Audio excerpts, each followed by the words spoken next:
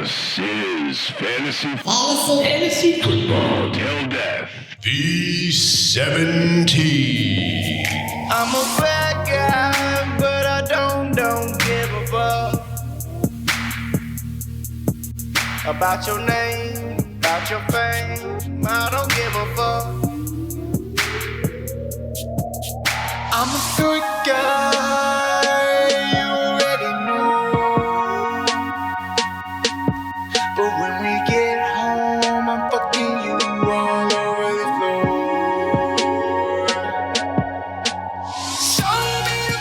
All right. We're back with another pod, episode 3. We're committed at this point.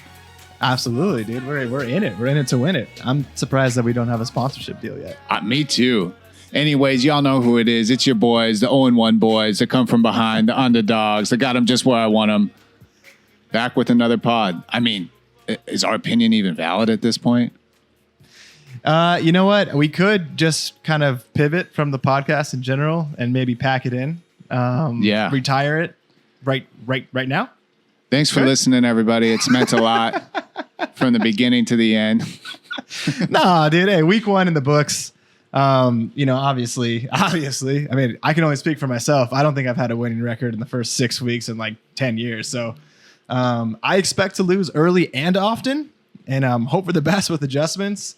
I don't know your track record there, but 0-2, dude, we only can go up from here, my friend. It's just, the more you lose, the more it makes sitting in bed when you wake up in the middle of the night and that like anxiety-induced panic thinking about your season, that feeling gets more and more pure the closer we get to fantasy playoffs. And you start doing the math and it goes from, all right, I'll be good.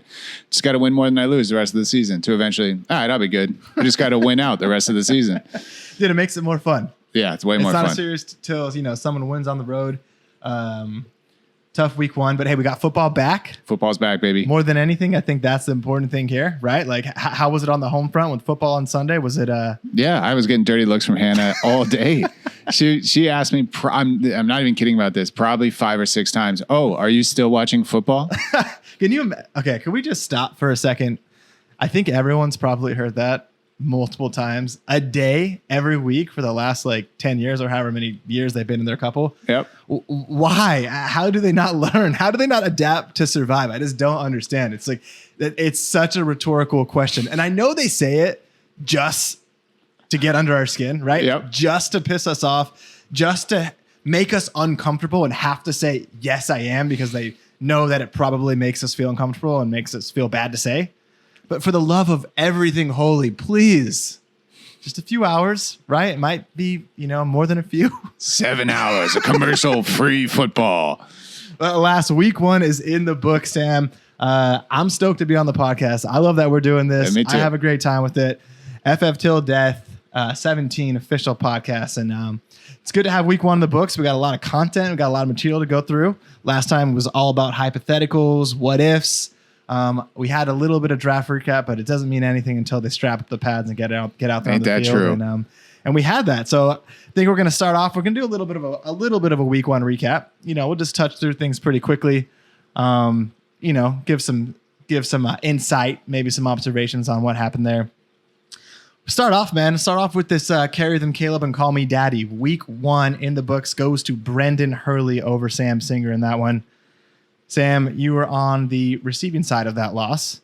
Yep. Walk me through that matchup. What do you think happened there? Week 1 is so interesting. The time between the draft and when the season kicks off, when everyone can look at their team and feel really good about it, feel really good about the choices you made during the draft, feel really good about the potential, all these guys on the bench, on your roster. And so I was feeling pretty solid for about 5 minutes. Brendan and I had some back and forth, real cordial, real gentlemanly. I wished him good luck. He wished me good luck, but any money on the line between you guys? No money. I just knew I wasn't going to win this week. I don't know, maybe because my team's bad. Maybe. Team is solid across the board, really balanced. You have Jordan Love go out at the end of that game needlessly, wishing him the best. Heart broke there for a second for Hunter and the pack. Just a tough loss in general, and then to have that as the cherry on top. That was rough. Not the best omen 2 years in a row, seen your quarterback go down, looking like he may never walk the same again. But good news coming out. Looks like he's going to be okay. They didn't put him on IR. You got Tua, you got Tua down there. Yeah. It looks like he'll probably be pretty similar with the production there. Brennan trots out Odunze and Williams to the tune of 1.6 combined points from his wide receivers 2 and 3. And wins. And gets the job done. Anthony Richardson is a beast. Oh, my gosh. Anthony Richardson looking as advertised. Zeke Elliott falls into the end zone. Yep. Does exactly what he's supposed to do. Pretty average games from his two-headed monster of Kieran and Robinson, or from Kieran and Bijan. Just a kind of a similar thing to what happened in a lot of the other games. Pretty mediocre all around. Brennan ekes it out. On your side, just pretty average floor games, I would say, across the board. Yeah, let's hope there's a lot of room for improvement here with these guys. No one had a stellar game. So, I got Tua tonight, trying to do the Lord's work. And, let's just hope I don't go 0-2. But if I do, it's okay. It's okay. Hey, the season is still young. So Brennan takes that one. We had a battle between wop, wop, wop, wop, wop, wop, wop, J, F him up, which I love saying. Wop, wop, wop, wop, wop, wop. What is that from? What is that? I think it's supposed to be a dick, like wop, wop, wop, wop. What? Right? Wet ass pussy? Wet old pussy? I think that's wap. Yep. This is wop. Wop. I think that's the like wop, wop, wop. Just like a rhythmic thud beating. Got it. I think that's what he's going for. Anyways, Jay and Luke, they tango 94-85. Luke victorious there. Pretty ho-hum game all around. On Luke's side, Godwin looks like he's going to be really involved. Good start there. He hangs 18.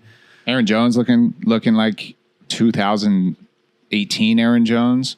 Yeah, Aaron Jones didn't pull his hamstring after week 1, had another good game. Similar to his RB1 overall performance in week 1 last year until he exited for the next 3 months. Yeah, if I were Luke and Dom, I'd be looking to move Aaron Jones about right now. Right now, you got the best out of him. Luke's team just a steady, sort of similar to your performance. Flourish, nothing crazy beyond that. Godwin and Jones. His bench, similar to last year and how he's been doing it, is looking like it's going to be a nice, plentiful trading market there. Jay enters like Kendall into this season, rocking the basically 0 RB strategy. Took a swing and a miss in week 1 there. Hurting with the Hubbard-Edwards combo. Zach Moss might have got it done for him. His team captain on the bench. Team captain on the bench. Laporta with the 6.5. That's not going to get it done. Lamb, he's easing his way back. He only has 11. Tough game. Luke takes that one. Any thoughts on those two teams in that week 1 that stand out? Man, it's the perfect example of what a weird week it was. We got all the people you're most excited about on these teams kind of just bleh. I mean, Marvin Harrison, 1 catch, CeeDee Lamb, pedestrian. Neither of these quarterbacks had monster games, so I don't know. Yeah, maybe it's that the ball's at the 30-yard line to start every drive, and running backs are going to play. I mean, I think Jay said this. Running backs maybe are going to play a bigger role. Let's hope not. But yeah, ho hum. Jay 0-1. Welcome to the club. It's a good club. Jay goes 0-1. I thought he was going to win it. My Ben Jay parlay crushing on both sides. I lost that 20 to you, that 20 spot. I thought I had it in the bag for a bit. Yeah, I had totally forgotten about that bet until I saw that Venmo come through. I knew you had forgotten about it. We were just talking casually, but that's fun. We had Kendall up against Griffin Hunter. This was a fun rivalry game I think everyone was looking forward to. Maybe a little bit less excitement after the peculiar draft by Kendall. I think he lost a little bit of steam, not just publicly, but I think personally. I think he felt it in his fiber of his being, deep in his plum. He didn't feel that same fervor that he would feel, I think, if he was trotting out a team that he was really happy with. 92-111. Hunter puts up, I think, the second highest points total of the week. We were excited about Griffin's team. Really nothing crazy on that side. He gets the huge cup performance, that pre-hype cup is just coming to fruition here, aided with the Puka injury. It looks like that's just going to be a huge steal. Cup stays healthy. Wow. That's going to be the guy. Walker looks good. Another really hyped guy. Yep. He has a great game. Looks like he's a little iffy. But then besides that, not a whole lot. Some underperformances. Dallas D with 17. I say we get rid of defenses next year. I'm so down. After my 1 point Cincinnati with the supposedly on paper greatest defensive matchup there, I'm just sick of it already. Yep. Yeah. No pedestrian showing by Ayuk there. I think he was on a little bit of a snap count, bringing him back up to speed. George Pickens, I'm curious. I think he might be pretty solid this year. So excited to see what. Good. Hunter, you got a good team, buddy. Yeah. Excited to see what happens here. Team looks good. And it's always good to hang 111 when you feel like you didn't really get any sort of ceiling performances. Sort of meandered your way to 111. Second highest point total of the week. It's pretty sick. Back over at Ken team, encouraging performance from Rice. Looks like he's going to be that dude. He looked great. Only scored 13.8, but I mean, his involvement looks super solid. He looks explosive, like a playmaker. I think the key to the kingdom lies in the hands of Kelsey, though. 4.9 this week. I know Kendall already felt squirrely about drafting him at that value point, so a lot of responsibility lies on Kelsey's shoulders. Hopefully Taylor does him right at night so he can go out and turn that around for Ken. So at the very least, he can have some trade value if he wants to try to restructure his team. But yeah, especially when Hollywood comes back. Ken, you got three Chiefs in your lineup when Hollywood comes back, assuming you're not going to start Dortch over Hollywood. So something to take a look at. I do have Isaiah Likely on the bench. So, maybe we can work something out there, buddy. Hit him up. Ken goes to 0-1, Hunter 1-0. On to Casey and Ben. This was a great matchup, and it was back and forth. Casey loses Puka Nacua early and still manages to win, even with a last-second scratch of CMC. Has the curious handcuff trade from Kendall, which springboards himself to victory because he had Mason there. A lot of people across the country didn't have that same luxury. Took a 0 spot from CMC in their lineup. Fortunately, he had Mason there, cruised to the 112-107 victory over Ben. And not only, this is some inside information, not only did Ken trade Casey, Jordan Mason, for someone who's only one injury away for potentially suiting up to play in Vidal, Ken also texted Casey to let him know that CMC was inactive 90 minutes before the game. I have it on record. Casey would have not made that swap without that text. So, Ben, I don't know. Maybe Ken had some secret side bet going that we don't know about, but it sounds like he got a little more involved in this matchup than we like to think. Little targeting there. A little gamesmanship from Kendall. No chance. I think Ben maybe listened to 5 minutes of the first one. I was roasting him on purpose, hoping that I could get a text from him last episode, and I didn't ever get anything. He didn't acknowledge it. So I highly doubt Ben's going to listen to this. Ben, if you've made it this far, send us the smiley face with sunglasses emoji. Send it to the group. Yeah, Ben. Targeted. You lost. Is what it is, my friend. Solid showing from your boy Daniels. He looks like he's going to be good. Chain, his involvement looking like a true RB1 with his activity. Mostert go down. He's suffering from that ankle. Looks like he's going to play tonight. But yeah, boom or bust, and you boomed a little bit. Yeah, chain go down. Yeah. So we'll see how it goes. Casey to 1-0. We said Casey was looking solid. So the teams that were, I think, looking pretty good on paper did fairly well this week. The battle of the Simmons Bros. The brothers. This was probably my matchup of the week. The way it went back and forth. Fight. Yeah, it really was. A true rock fight. We have Evan winning 92-90, but that wasn't the story. The story was going into Monday night, Graham is down 15 points, and he's got Brock Purdy and the Jets defense left to play. And what happened, Sam? Oh, 3 points short. Less than 3 points short. I mean, if you're doing math, it's less than 2 points.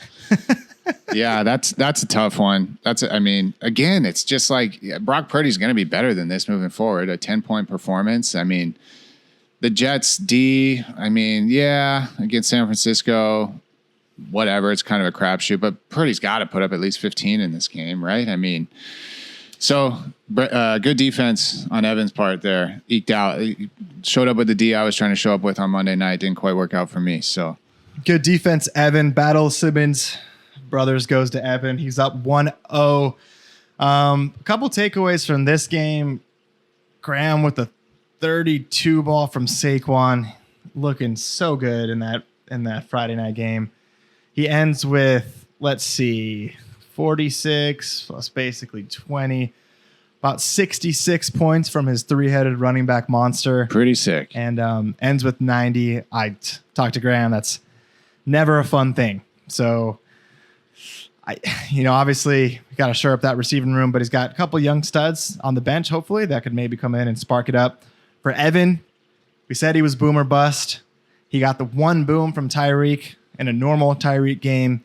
Bust from St. Brown and Mahomes. You got to think that those guys will score more. He pretty much just needs one more guy. So if Worthy could be consistent, he'll have a pretty decent. Yeah, it'll be interesting to see. Tough game there. Lastly, blowout of the week goes to none other than Double Hattie, the man on his way to his 6th ring. Big trip, Griffin Springfield. How did it feel getting almost 60 points hung on you by Baker Mayfield and Mike Evans? Yeah, I mean, expected. Expected, really? Yeah, I think last year, honestly, Brendan was rolling out that stack. I think he hung something similar. When you look at, that's why the games are played on the field. They're not played on the projections. They're not played up here on a screen. I was getting on a plane. Just bad timing, man. I got so screwed with our first football Sunday, but don't need to go on and complain about it. Rare chance that Jess listens to this, but I couldn't really watch. Got on a plane, checked my phone like an hour in, saw that Mayfield and Evans were just doing cartwheels on me, and it was what it was. You can't do anything about it. Doesn't really, Diggs catching 2 touchdowns. Midas touch with the TDs. Everyone was scoring TDs. Pitts had 26 receiving yards, TD. Gibbs, less than 75 total yards. Jonathan TD. Taylor saved his day with the TD. Diggs, 2 TDs. Yeah. Jonathan Taylor, classic turnover. Get the ball back to the Colts on below the 5-yard line. So next play, touchdown. Just one of those games. But Spring's got a great team. We said it before the season started. Really balanced. It's got really good running backs, and then solid depth. Really good wide receiver. So someone was bound to go off. I was hoping it would be me, but Spring. It wasn't. Congratulations. So it was what it was. I wasn't expecting to win that game, even after that Friday night performance by Brown. I'll wear a minus 25 in the projections to the face. So Double Hattie, bro. Congrats to Double Hattie. So that was the week 1 recap. I want to throw a little segment at you right here, Sam. I didn't really give you too much of a heads up on it, but I'm going our week 1 suicide watch of the week, right? So I want us to go back and forth for a couple. Who you think in the league was just so happy to have fantasy back that they're ready to toss their phone at a wall, just with excitement about the joys that fantasy brings. Who's your week 1 suicide watch of the week after that week 1 matchup? Well, a few come to mind. But I gotta put Ken out there just because no one prepped more for the season than Kendall Cook. I like it. No one got more amped and tried to get the league more amped this season than Kendall Cook. And Kendall not only traded Jordan Mason away for nothing, but also lost week 1 as well. And his team's shaky. Let's just say that at best.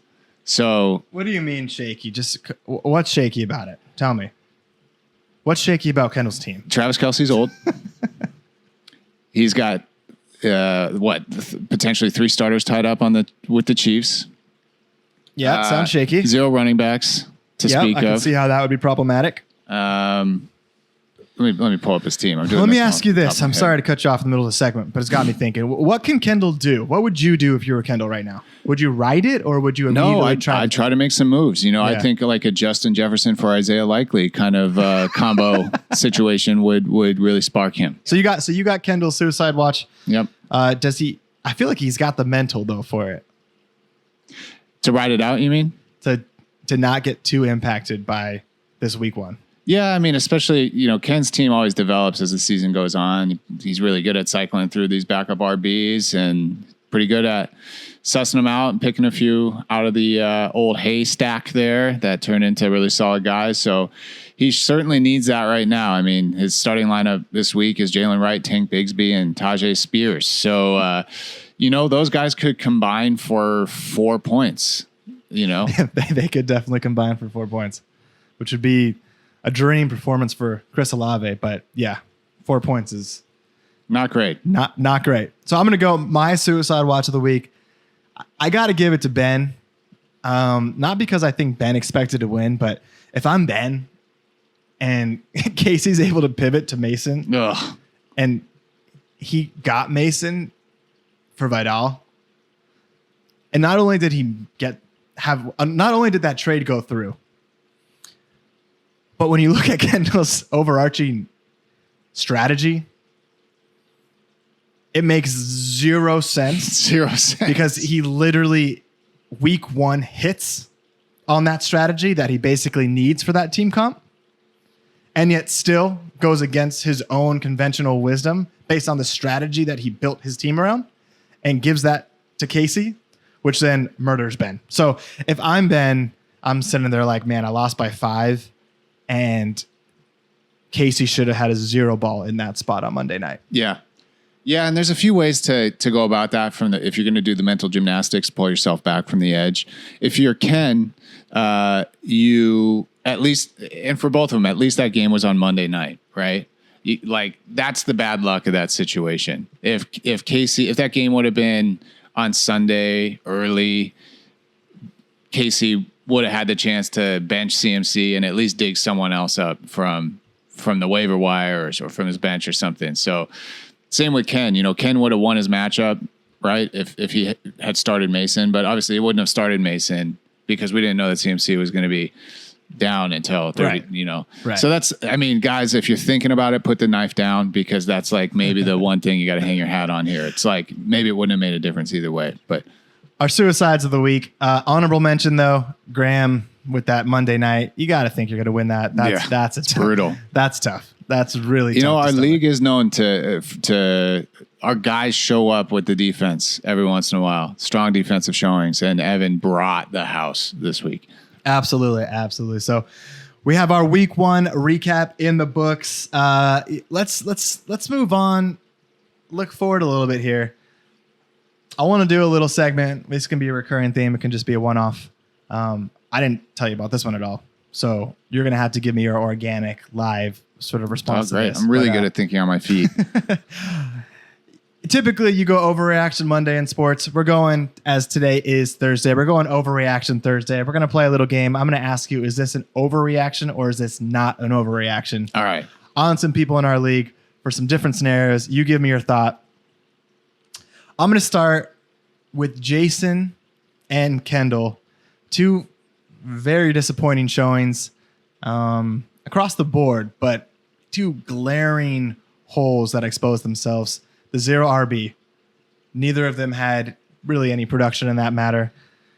Is it time to panic for Jason and Kendall in the running back department? Is that not a time overreaction, to panic, or is that an overreaction? So it's time to panic. I'm going to give 2. So for Jason, it's not time to panic yet. Okay, so that's an overreaction on Jay's side. Yeah, it's close. It's time to be very concerned, but it's not time to panic for Jay. It's time to panic for Ken. For sure. Ken's got to get super lucky this weekend with some injuries or something for some of his depth guys to become relevant, or he's got to make some moves, because you can't he's starting 3 running backs too. He's got a running back in the flex. You can't have 3 people on your team have a ceiling of 5 points. It's just And I'll probably be wrong about that. Check in with me on Sunday when Ken scores 148 points and Jalen Wright has 6 touchdowns tonight. But yeah, I would panic if I was Ken. All right. So that is not an overreaction. Nope. All right. Number 2, after a almost 130-point showing in week 1, Big Trip has the undisputed title as best team in the league. Yeah, that's not an overreaction. Right now, definitely not. He has depth too. That's the other thing. Jaden Reed is a sleeping giant on his bench, and he can afford to wait out the 3-4 whatever weeks that Jordan Love's going to be hurt, and then plug Jaden Reed back in. I mean, he just has great depth. His team's looking real sick. I mean, if Diggs keeps it up too, Diggs had 6 catches, 6 catches, 2 of them were touchdowns. Both those touchdowns, like inside the 10-yard. I mean, I don't know if that's going to happen every week. There's a lot of mouths to feed on that offense, but not an overreaction. Not an overreaction. Okay. All right. I'm going to move to your division here. After Brendan and Evan's week 1 wins, they are the 2 favorites to come out of your division. Yeah, that's an overreaction, 100%. Yep.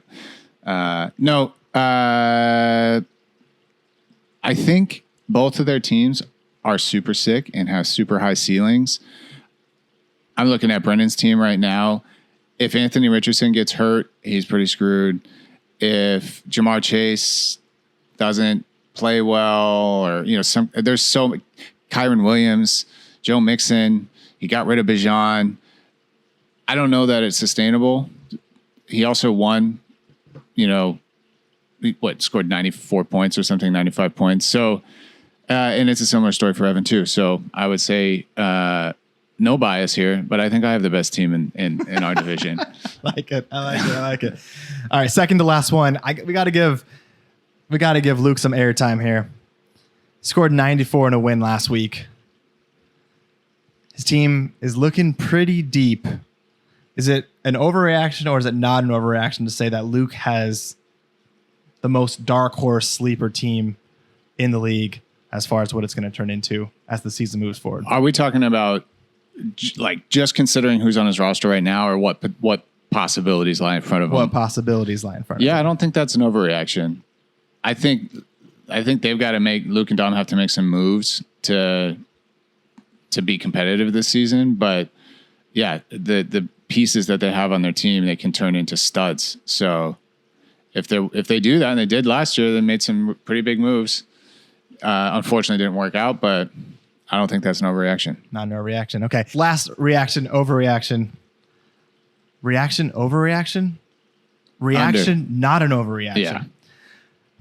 Our league this week in the league chat, I feel like it was pretty tame. Pretty tame. No, that's not an overreaction. Is it an overreaction or not an overreaction to say that we're getting soft in year 17 in the league chat? Oh boy. I don't want to say it's an overreaction. I think that there was a lot going on Sunday that no one had a lot they could hang their hat on. It was such a weird week. No one was in a position to really talk shit besides Spring. And I don't know that that's Spring style. So everyone was kind of like to each other, clenching their buttholes all day, because just praying. Yeah. I mean, tons of close matchups and really weird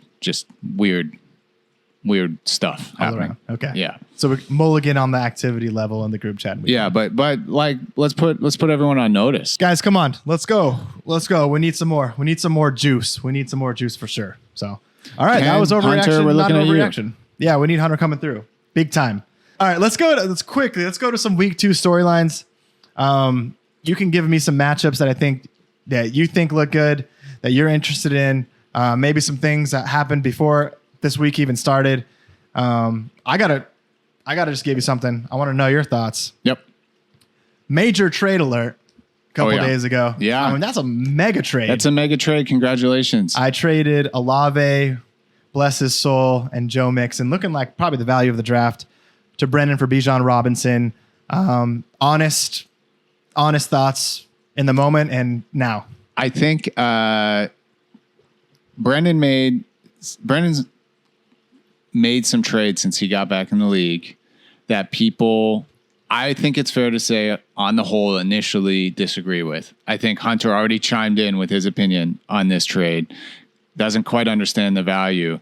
But Brennan made it to the finals last year by getting rid of Jamar Chase, by getting rid of Josh Jacobs, by getting rid of Isaiah Pacheco.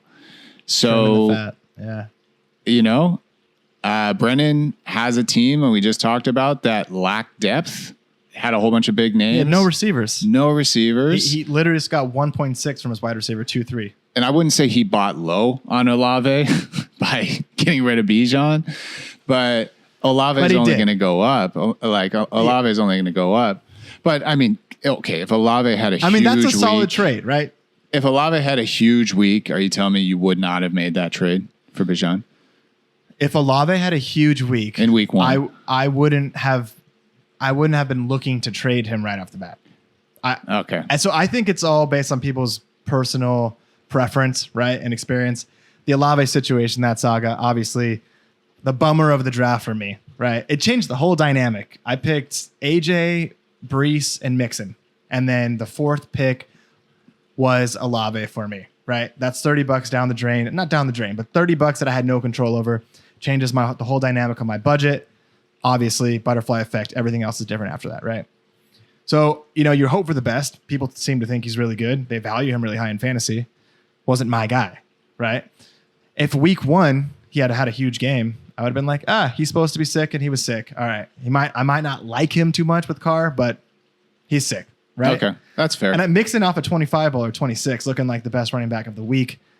I would have been like, yeah, my team is really balanced. It's nice across the board. So I wouldn't have been looking to trade, but as soon as that happened, it just confirmed my it was really about exercising demons, really, for me. You exercise those demons for sure. So it's out. But hey, my receivers now are looking pretty sketch. Luckily, I have Brown to anchor them, but yeah. But Bijan's gonna be really sick for you. I think in terms of name value, I think it was a shocking alert to get for a lot of people. But there's more than just name value, obviously, at play here. See Brennan in the championship last year, so I do think. I do think both teams got better. So I guess that means that's a good trade. Solid trade. So week 2, it's interesting. I don't know if I've actually seen it like this before. We have 3 0-1 teams going against each other, and we have 3 1-0 matchups going against each other. Solid. So at the end of this week, there'll be 3 0-2 teams and 3 2-0 teams and 3 1-1 teams. Yeah. Yeah, that's any matchups right off the bat kind of catch your eye that you're interested in seeing how they play out. So if Casey can get by Hunter this week, I think we're in for a long season dealing with him because he lost CMC, he lost Puka, his team's looking a little thin. That's one that I think Hunter has to win this week. You know, just when you look at these two teams. No Puka. Yeah, no Puka. The CMC Jordan Mason thing. I mean, is CMC going to play? Is he not? Are they going to split carries? What's going to be that situation? So that's one I have my eye on, and the other one too would be the two teams we were just talking about in Evan and Brennan. Yeah, you're interested there. Your own division. Yep. I want to see what happens here with this Luke Tripp matchup. I feel like Luke's due for some positive regression as far as points. Then again, one drive in and Cook already has almost 9 points. So maybe not. Maybe I'll scratch that. Maybe that's going to be the new blowout of the week. But ideally, Tripp doesn't run away with the division this fast. So Tripp, as of right now, it looks maybe he's trolling everyone. He's going to start Kirk Cousins in Philadelphia. Whatever. You know, I'm not going to tell anyone what to do, but I sure would start Baker Mayfield over Kirk Cousins. After that performance, yeah. So I don't know. I mean, like Houston with there's so many mouths to feed in Houston. Stephon Diggs could just put up a close to goose egg this week. You never know. I mean, his running backs, Gibbs and Taylor. Two with the pick, by the way. Did you notice that? Another one? Oh, no. You saw the first one? Yeah. 3 yards, 1 pick. Yeah. Gibbs and Taylor are sick, but, you know, if they go down, hammies, whatever, and obviously they're injury prone guys. So there's always a house of cards situation there. Week 2, I'm interested to see how Graham's young buck receivers do. I think he is going to be benching some of the guys that pretty much scored 0 for him last week. And he's going to unleash some combination of Williams, Coleman, Brian Thomas. And I'm interested to see if those guys have strong week 2s following their week 1 performances, because if those guys turn into something good, Graham is going to be pretty scary. JMO, I mean, it's fun for him to be able to start JMO this week and not have to toil over who to bench. So see if JMO can keep it up. Brian Thomas is a stud. Like, I think he's going to be sick. Had a real good game last week on 4 catches or 4 targets or something like that. Yeah. So like minimal involvement. Cleveland's a tough matchup this week though, but yeah. Let's just hope his team doesn't show up though, because I'm already off to a slow start. So, all right, now let's finish up here, Sam. Let's get to our official post week 1 updated league power rankings. I'm thinking what we'll do is we'll go 1 through 3 for divisional power rankings. And then obviously you give your best team overall within the 3 division leaders in the top spot at the 1 to 2 to 3. And then the 4 will be your wild card team as that 4th highest ranked team. cool. So why don't you lead us off? Give us your updated post week 1 FFtilD V17 power rankings. So we'll start in down in Japan, huge in Japan. Spring sitting on top. Sitting on top of the power rankings, I think, for your division and for the whole league right now. Everyone's sort of looking up at the champ. Top Gun, we're going to go Hunter. Maybe Casey's team's more exciting on paper, but when everyone's healthy. So Hunter's, I think, got the strongest team in that division. And in my division, probably the trippiest division. We've been saying this from the start. It's trippy as hell. I feel like it's going to look it's going to look different even in like 3 or 4 weeks. Yeah, completely. most likely. Records, but also like rosters and stuff. Most likely. I think it's like probably the most neck and neck division out of all 3. There's like no one that's clearly got the best team.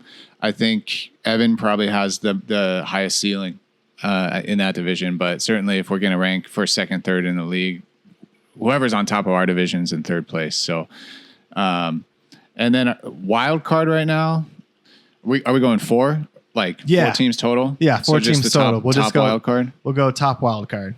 Top wild card right now has got to be you with the Brees Bijan combo. If you can figure out your wide receiver situation, you just need like one more guy. That's it. You need Calvin Ridley turns into a serviceable guy.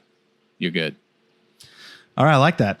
I like those power rankings. I'll go through mine quick. I know you got to get on the road for some daddy duties. Number 1, you gotta respect Double Hattie there. Gonna put him at 1, even though he's in my own division. Blowout of the week, it does things to a man. So, I don't like peeing next to him in a trough, and I never will. Double Hattie at 1. I'm gonna go number 2. I will go Andrew's Awakening there. I'll put Hunter in that 2nd spot, even though I do feel like there is.